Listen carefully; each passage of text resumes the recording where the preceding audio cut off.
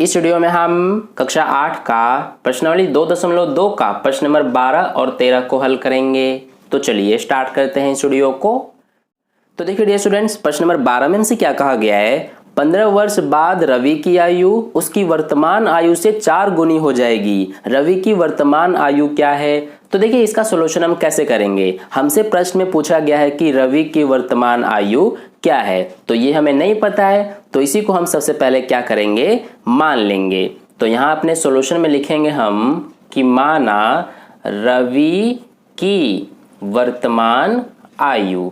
तो देखिए हम रवि की वर्तमान आयु क्या मानेंगे, ये हम x मान लेंगे। अब इसके बाद हमसे प्रश्न में कहा गया है कि 15 वर्ष बाद रवि की आयु उसकी वर्तमान आयु से 4 गुनी हो जाएगी। तो हमें रवि की 15 वर्ष बाद की आयु नहीं पता है, तो वो भी हम सबसे पहले अब मान लेंगे। तो यहाँ लिखेंगे हम कि 15 वर्ष बाद की आयु।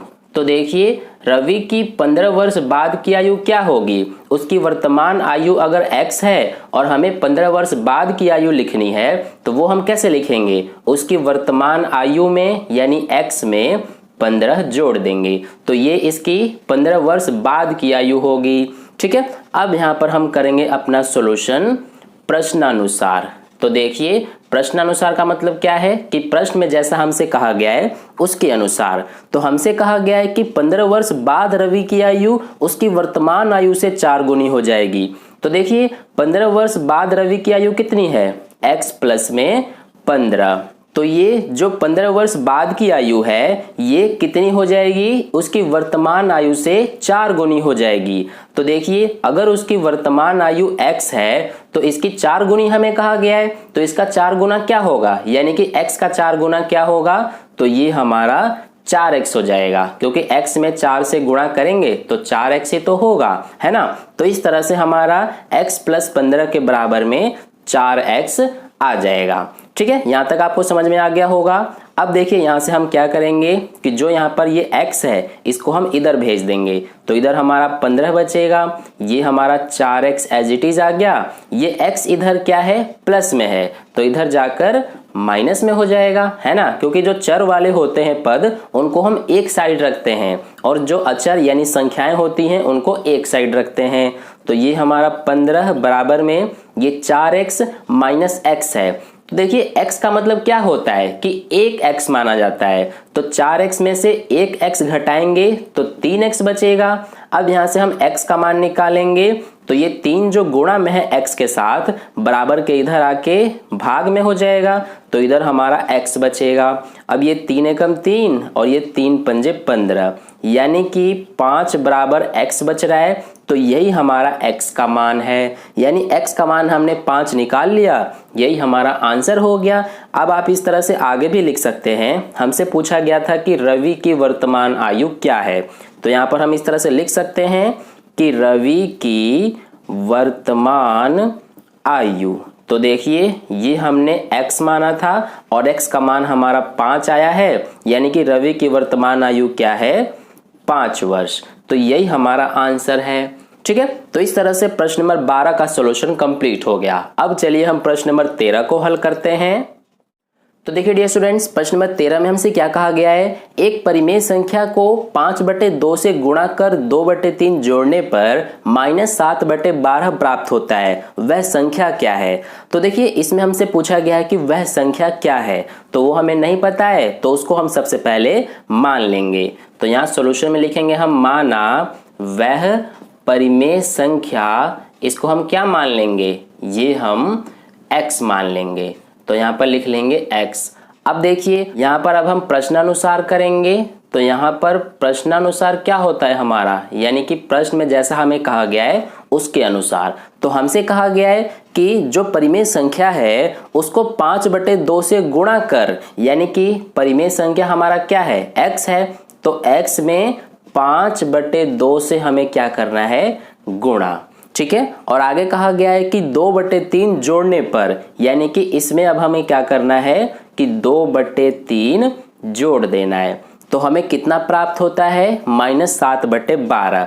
तो ये हमारा -7/12 12 प्राप्त होता है, तो ये हम इस तरह से लिख लेंगे। अब देखिए इसको हमें सॉल्व करना है, तो कैसे करेंगे हम, इसमें हमें इस x का मान निकालना है। तो सबसे पहले इस 2/3 को इधर भेजेंगे, ये इधर प्लस में है, इधर जाकर माइनस में हो जाएगा। तो इधर हमारा x गुणा में 5/2 बचेगा, ये -7/12 और ये इधर जाके माइनस हो जाएगा इस तरह से। अब इसको हमें सॉल्व करना है, तो देखिए कैसे करेंगे। सबसे पहले नीचे वालों का हम एलसीएम करते हैं, तो 12 और 3 का एलसीएम करेंगे तो ये हमारा 12 ही आएगा। अब हमें इस नीचे वाले से यानी 12 से इसको भाग करना होता है, तो 1 आएगा भाग करने पर, और उस 1 का ऊपर वाले से गुणा कर देंगे तो -7 ही आएगा। फिर ये माइनस है तो माइनस लगाया। अब ऐसे ही इसमें भी इस 3 से 12 को भाग करेंगे तो 4 आएगा, 4 का ऊपर वाले से गुणा करेंगे यानी 2 से, तो 8 हो जाएगा। अब देखिए -7 -8 माइनस माइनस प्लस होता है, तो ये हो जाएगा हमारा 15/12 है। अब दोनों में बड़ी संख्या 8 है, तो इसके आगे माइनस लगा है तो हम माइनस लगा देंगे।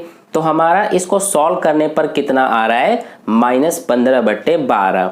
तो ये हम इस तरह से लिख लेंगे, और इधर हमारा क्या है, x गुणा में 5/2। अब हमें x का मान निकालना है, तो इसको हम इधर ही छोड़ेंगे, बराबर में ये -15/12, इसको इधर ले जाएंगे।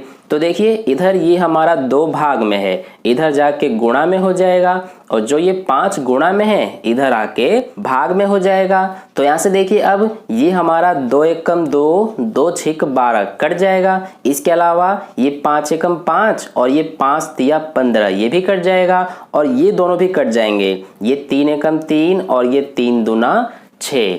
तो देखिए अब हमारे पास क्या बच रहा है, x बराबर में 1 का 1 से गुणा करेंगे तो 1 ही आएगा, और जो ये माइनस लगा है ये भी हम लगा देंगे, बटे में 2 का 1 से गुणा करेंगे तो 2 एकम 2।